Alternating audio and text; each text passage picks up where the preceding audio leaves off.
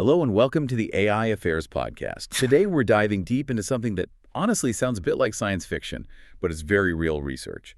LLM brain rot. Right, and that term itself, brain rot, it really took off in 2024, didn't it? Usually talking about us, humans, losing focus from scrolling through, well, junk online. Exactly. Endless streams of low-effort stuff. So the big question we're tackling, based on sources you sent us, detailing the LLM brain rot hypothesis from researchers at Texas A&M, UT Austin, and Purdue, A really significant collaboration there. is can this happen to AI too? Can large language models actually get brain rot from the data they consume? And that's precisely what this groundbreaking study investigated. Can feeding AI, even sophisticated ones like Meta's Llama or Alibaba's Qwen models, can feeding them a constant diet of, let's call it, viral social media sludge? Yeah, sludge is a good word for some of it. Can that actually damage their core abilities? Right. We're talking reasoning, memory, safety, even their personality. It sounds wild, but the core finding is genuinely alarming.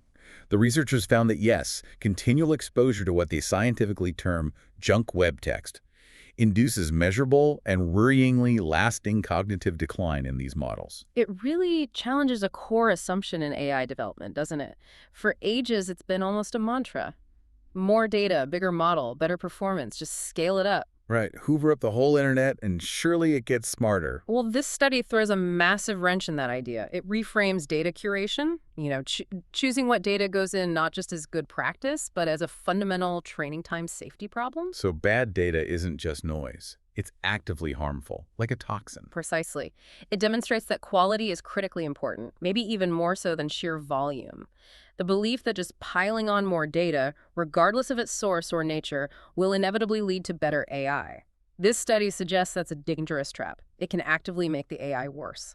The analogy they use, I think, really helps paint a picture for you listening. Right. Imagine you have this incredibly bright student, right? That's the AI. Top of the class. But instead of feeding them challenging textbooks, scientific papers, great literature, you give them an endless diet of sugary clickbait. You won't believe what happens next. Headlines, trivial memes, conspiracy theories, endless short, addictive posts designed purely to grab attention for a second. Yeah, the digital equivalent of junk food, basically. Yeah, exactly. No matter how smart that student is initially, their ability to think deeply, to reason, to focus, it's going to atrophy, isn't it? They're consuming empty calories, intellectually speaking. That's a really good way to put it. The study essentially tested that analogy scientifically. Okay, so let's get into the nuts and bolts, the methodology. How did they actually do this? How do they define junk in a measurable way? And how do they feed it to the AI? Right. This is crucial because they needed to isolate the effect. They ran controlled experiments using real data scraped from Twitter, now X. They wanted to show a causal link, not just a correlation. So real-world messy data. How did they sift through that and label something as junk? What were the criteria? They were quite clever about it. They realized junk isn't just like offensive words or factual errors. It's often about the structure and intent of the content, especially content designed for maximum trivial engagement. So they developed two complementary metrics, operationalizations they called M1 and M2. Okay, M1 and M2, let's break those down. What was M1? M1 focused on something they called engagement degree. This is really interesting. They defined junk here not by what the text said, but by how it performed. How it performed? You mean like how popular it was? Exactly. Junk data under M1 was defined as content that was both short and highly popular. So lots of likes, lots of retweets or shares, but very brief. They compared this against a control group of content that was longer and much less popular. Wait, so the very metric of success on many platforms going viral, high engagement, that was their marker for potentially damaging junk. Precisely. That's a key insight. Popularity, which is driven by algorithms, optimizing for clicks and shares and, basic human impulses, that non-semantic metric turned out to be a better predictor of this cognitive rot effect than just the length of the text or its specific topic. So it's not just short text that's the problem. It's the kind of short text that algorithms can amplify because it triggers that quick engagement hit. Exactly. The short, addictive, algorithmically supercharged stuff, like a mental sugar rush, as you said earlier. That was M1. Okay, that makes sense in a disturbing way. If M1 was about viral structure, what did M2 look at? M2 focused on semantic quality. This was more about the actual content style and the topics being discussed. So what kinds of things fell into the M2 junk category? Here, they included things that feel more intuitively like a low-quality content. Think sensationalized headlines, lots of all-cap S, phrases like must see or today only, oh, wow. Also, content pushing conspiracy theories, making exaggerated or unsupported claims, pseudoscience, or just very superficial lifestyle fluff. Got it. So M1 is the hyperviral short burst stuff, and M2 is the more overtly sensationalist or low-substance content. What did they do with this data once they'd categorized it? They put the LLMs, Llama and Quinn models through what's called continual pre-training. This mimics how models are often updated in the real world by feeding them new data after their initial training. Ah, okay. So they weren't training from scratch with junk. They were updating already trained models. Yes, which makes the findings arguably more relevant to deployed systems. They fed the models different mixtures of this junk data. For example, one group might get 100% junk data, according to the M1 definition for a period. Another might get a 50-50 mix of M1 junk and the control data, the longer, less popular posts. Another group got 0% junk, only the control data. I see. So they could measure the impact of different doses of this junk. Exactly. They called it measuring a dose-response cognition decay. Basically, how much of this junk diet could the AI handle before its performance started to, well, degrade, before its brain started fuzzing out, to use your earlier term. And that dose-response approach is critical for causality, right? To show it wasn't just random fluctuation. Absolutely. It allowed them to quantify the decline very precisely and link it directly to the proportion of junk data exposure and the results, the actual measurements of cognitive decline. They weren't subtle. They were, frankly, pretty shocking across core intellectual functions. Okay, this is where it gets really concrete. Let's talk numbers. What specific cognitive abilities started to fail, and just how bad was the damage? The first major area they measured was reasoning decline. They used a standard benchmark called the ARC challenge, which tests, grade school science reasoning.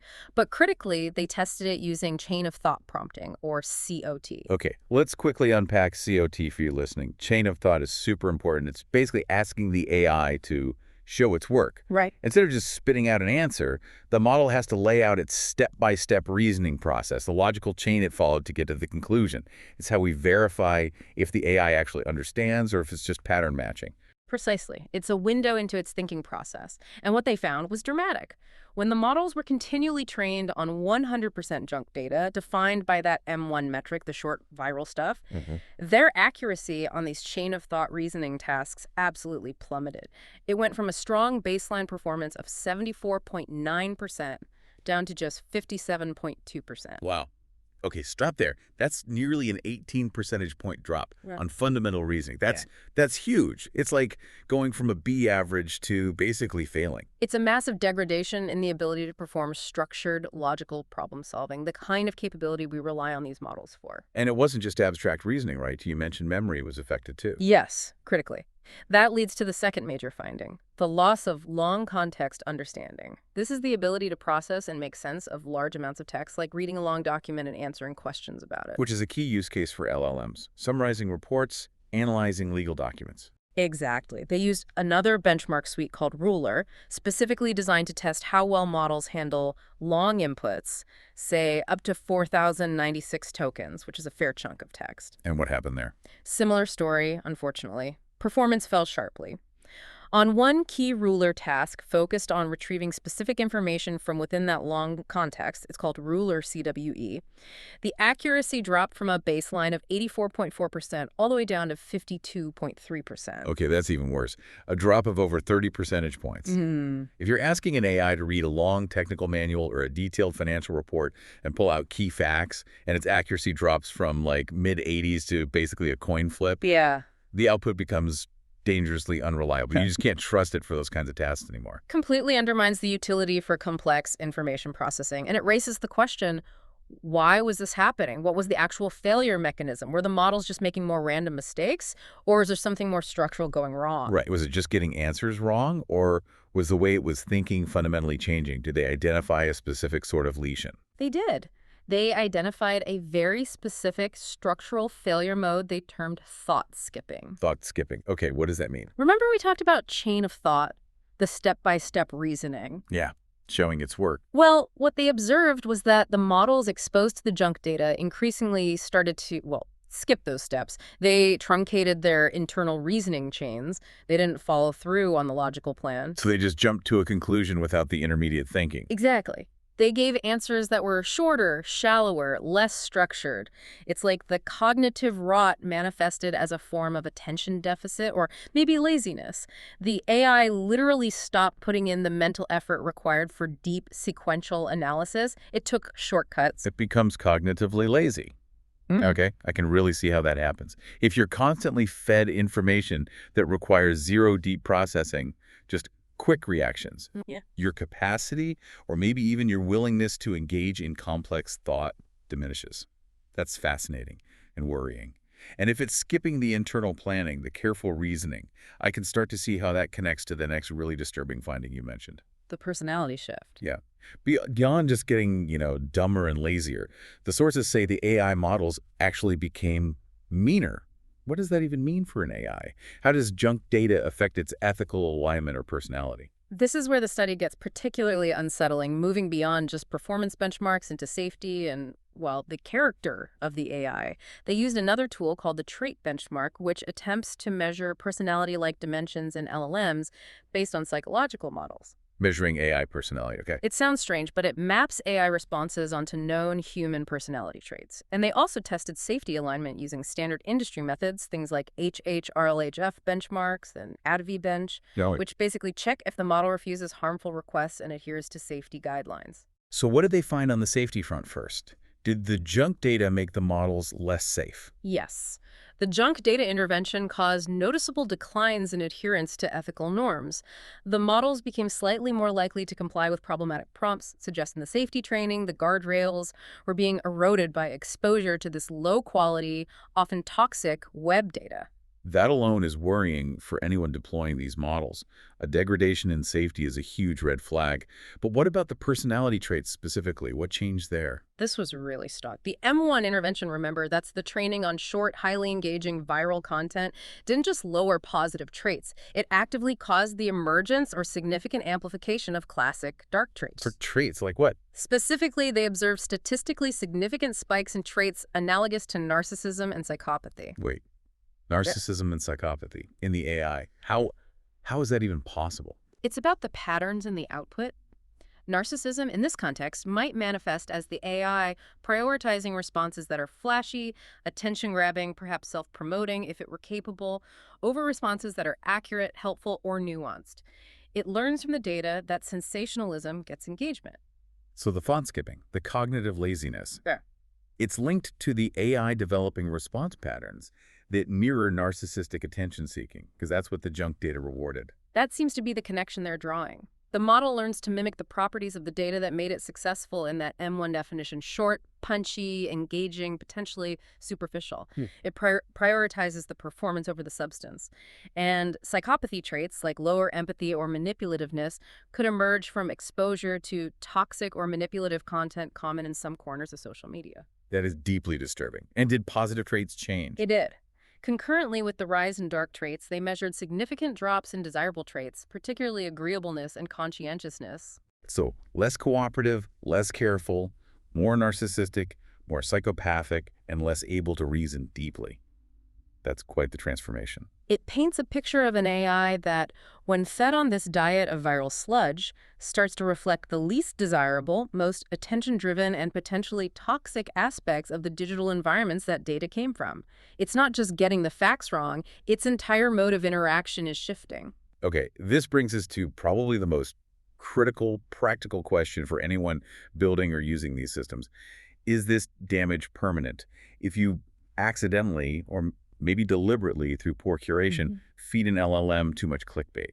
Yeah. Can you fix it? Can you, put it through a digital detox program? You'd hope so, right? Just flush the system, feed it some high-quality brain food, and get it back on track. Yeah, retrain it with good data. Unfortunately, the research suggests it's not nearly that simple. One of the most significant findings is that this cognitive decline appears to be largely irreversible, or at the very least, deeply persistent. Irreversible, really, even if they tried targeted retraining. Yes. The researchers specifically tried mitigation strategies. They use techniques like instruction tuning, which is fine-tuning the model on specific tasks with high-quality examples, and also continued training with only the high-quality control data after the junk exposure. So they tried to wash out the bad effects with good data. Exactly. And they found these efforts largely fail to fully restore the baseline capabilities, especially in reasoning. The models improved slightly with the detox, but they never got back to their original performance levels. Wow. So the damage stuck. It stuck. The researchers referred to this lingering effect using some potent terms. They called it persistent representational drift, or even more evocatively, a cognitive scar. A cognitive scar. That implies something deep and structural has been damaged, not just surface-level knowledge. Precisely. It suggests that the junk data exposure doesn't just teach the model bad facts. It fundamentally deforms the model's internal world representation, the underlying structures it uses to process information and reason. Think of it like warping the foundations of a building. You can repaint the walls, which is like fine-tuning, but the fundamental structure is still compromised.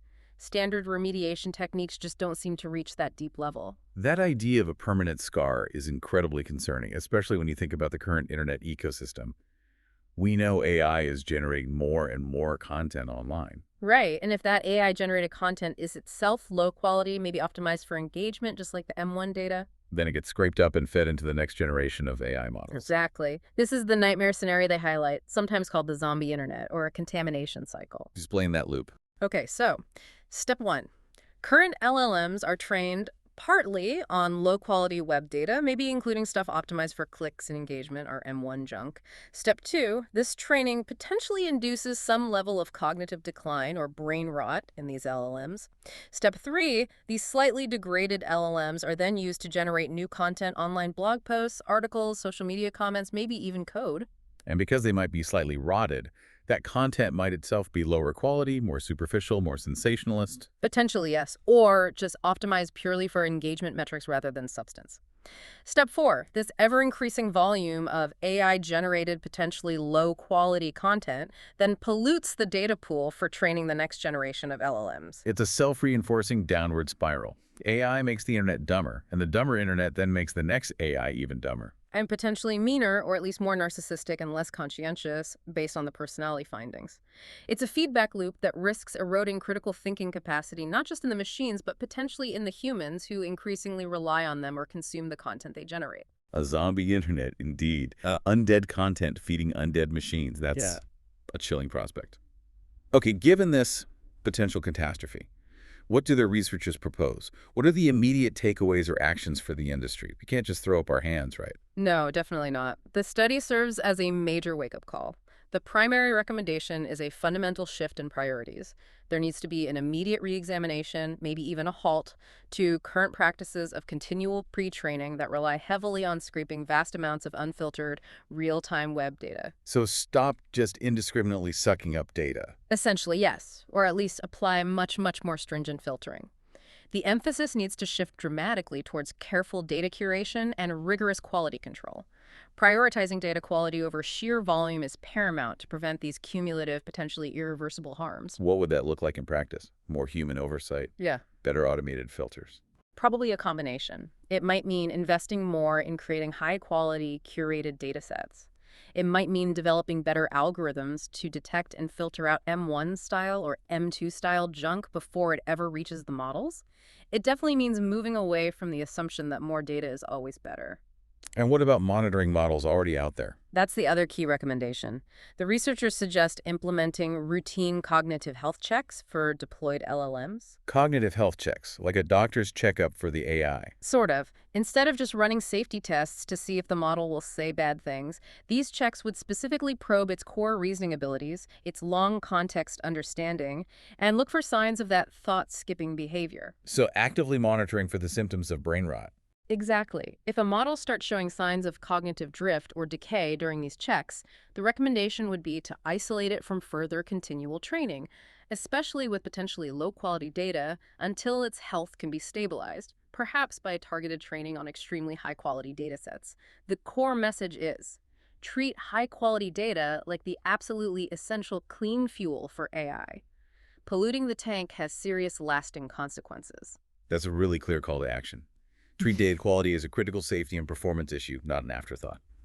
Okay, let's try and summarize the key points for you, our listener. This has been a lot to take in. It really has. So first, we've seen strong evidence supporting the LLM brain rot hypothesis, feeding AI models, even powerful ones, a diet of junk data specifically defined as either short, highly viral posts or content that's semantically poor, like sensationalism and conspiracy theories, measurably degrades their core cognitive functions. And the impact isn't minor.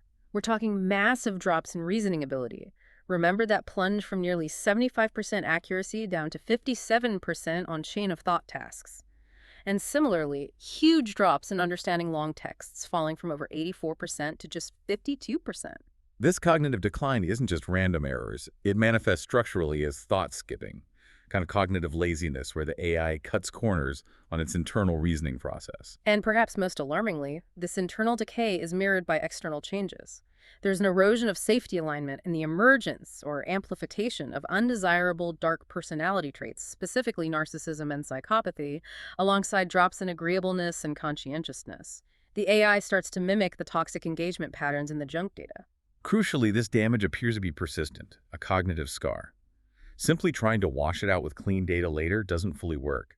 This forces a major rethink in the industry about the relentless pursuit of scale over quality. Which leads to the danger of the zombie internet, a feedback loop where degraded AIs produce low-quality content that further degrades future AIs.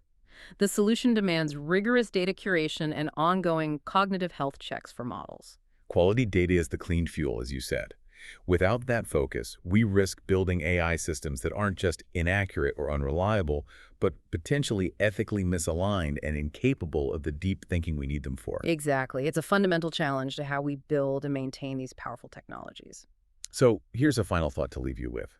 The studies show that the LLM's cognitive decline, its brain rot, was significantly triggered by data specifically engineered to maximize human engagement, the short, viral, often superficial stuff.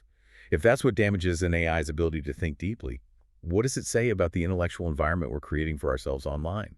What kind of data diet are you feeding your own brain every day? Thank you for listening, and see you next time on AI Affairs.